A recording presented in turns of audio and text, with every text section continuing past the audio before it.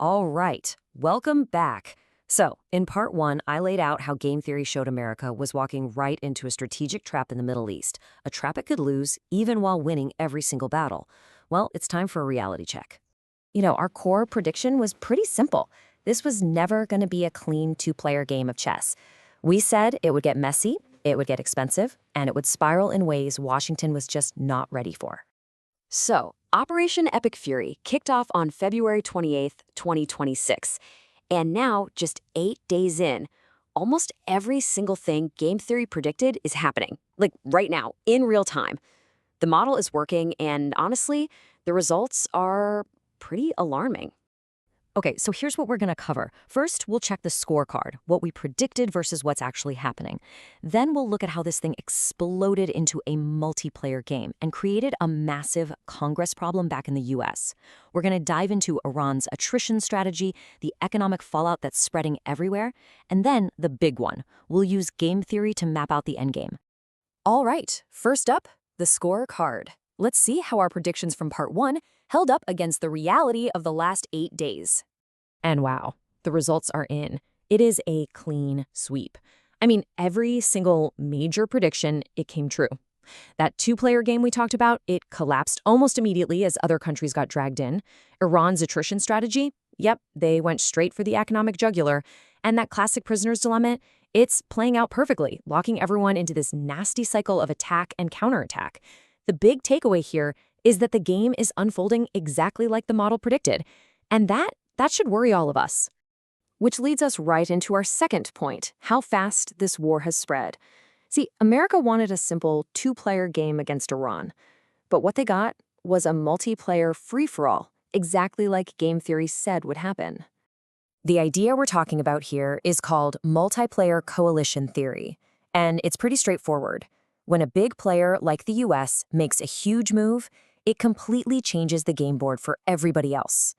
All of a sudden, other countries have a massive incentive to jump in, either to protect themselves or to take advantage of the chaos. And that is exactly what's happening right now. So, the game has just fundamentally changed. New players are being pulled onto the board whether they like it or not. You've got Hezbollah opening a new front against Israel from Lebanon. You have the Gulf states, US allies, getting hit directly. Russia's even getting involved, feeding intelligence to Iran. And now, after a drone hit a British base in Cyprus, even European powers are being dragged into a defensive stance. So yeah, that simple two-player game, it is officially over. And this war isn't just being fought on the ground. The battlefield has gone digital, and the damage there, well, it's having a huge real-world impact. So get this, Iran hit 3 Amazon Web Services data centers. And because these weren't just any servers, they were in what are called different availability zones, the attack triggered a total catastrophic outage of basic internet infrastructure all across the Middle East. This is what modern war looks like. You don't just hit military bases anymore. You hit the cloud that the entire modern economy runs on. Now, this widening war isn't just creating pressure overseas. It's starting to crack things open back home in the US, which brings us to our third big point. The concept for this is called a two-level game. Think of it like this. A world leader is never just playing one game of chess against other countries. They're also playing a second game at the exact same time, a domestic one, against their own politicians and their own people. And here's the kicker. You can't win the international game if you're losing the game at home. And right now, America is really struggling with that domestic aim. I mean, the Senate just voted on a war powers resolution. Now, it failed to stop the president, but look at that vote, 47 to 53. That is a razor-thin margin that just screams how divided the country is. And to make matters worse, we're hearing reports that the Pentagon told Congress there was no intelligence of an imminent attack from Iran, which kind of pulls the rug out from under the whole justification for this war. It's simple. A player fighting a war on two fronts, one overseas and one at home, is a much weaker player. So while America is busy fighting a political battle with itself, Iran is fighting a totally different kind of war. It's a war of attrition. They're not trying to win on the battlefield. They're trying to win on the balance sheet. This whole strategy is built on what's called an asymmetric payoff matrix. It sounds complicated, but it's not. All it means is you don't actually have to beat your opponent. You just have to make the fight so expensive for them that they have to give up. It's how a smaller power can bleed a superpower dry, by hitting them with costs that are just way, way out of proportion to what they're spending themselves. And this is exactly how Iran is doing it.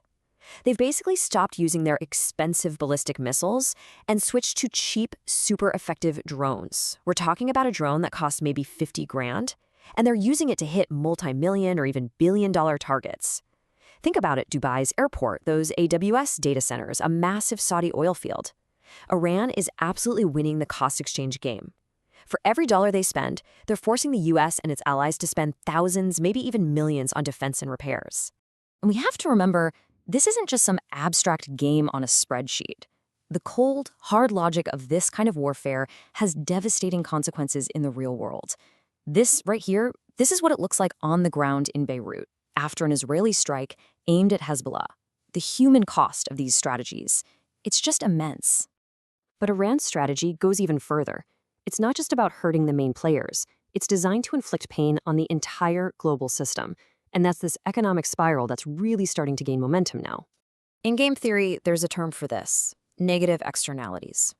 It just means the costs that spill over and hit everybody else, all the innocent bystanders who aren't even playing the game. And in this war, the biggest negative externality is the damage being done to the entire global economy. And believe me, that bill is already coming due. The Strait of Hormuz is closed, so oil prices have shot through the roof. Maersk, the shipping giant, is now sending its ships all the way around Africa, around the Cape of Good Hope. That's adding weeks and billions of dollars to global shipping costs. At the same time, Qatar has shut down its gas plants, and Kuwait is literally running out of space to store its oil. The economic pain is spreading everywhere. So this huge global disruption has knock-on effects for everyone.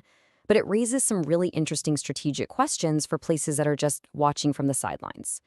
Which makes you wonder, what does all this chaos actually mean for Africa? Well, to answer that, we have to figure out where this is all headed. This escalating spiral brings us to the biggest question of all. How does this end? So let's pull out our game theory toolkit one last time and analyze the possible end games. Okay, when you boil it all down, there are really three ways this could go. Scenario A: Iran just gives up, capitulates under the military pressure. Scenario B: everybody takes a step back, we get a ceasefire, and they start talking. Or Scenario C: this thing just settles in for the long haul, becoming a grinding war of attrition. So how do we figure out which one is most likely? We use a concept called the Nash Equilibrium. All that is the most stable outcome. It's the point in the game where nobody can improve their situation by changing their strategy on their own. It's basically the game's natural, stable resting point. And here's the bottom line. The Nash Equilibrium, the most stable, most likely outcome is Scenario C, a long, painful war of attrition. Why? Because Iran has absolutely no reason to stop. It's winning the economic fight. And the US and Israel can't stop either because they can't risk looking weak. Both sides are completely locked in. And the tragic reality is the most stable outcome is a longer war. So this brings us full circle. If the world is staring down the barrel of a long period of conflict and disruption, what do? How should a third party, an observer to this whole game, like the nations of Africa, position itself to actually come out ahead? From a pure game theory perspective, the answer is crystal clear. The smartest move for Africa isn't to take sides and get dragged into the mess. No. The rational strategy for a third-party observer is to stay out of it and figure out how to maximize your own benefits from the chaos. Think about it. With all the shipping avoiding the Middle East and going around the Cape of Good Hope, South African ports like Durban and Cape Town are suddenly some of the most important strategic hubs in global trade. The smart play is to lean into that, to leverage that new importance, to strengthen those trade routes, and to position Africa as a stable, must-have partner in this new, messy, multipolar world. Because in every crisis, there's an opportunity, and game theory helps us see exactly where it is.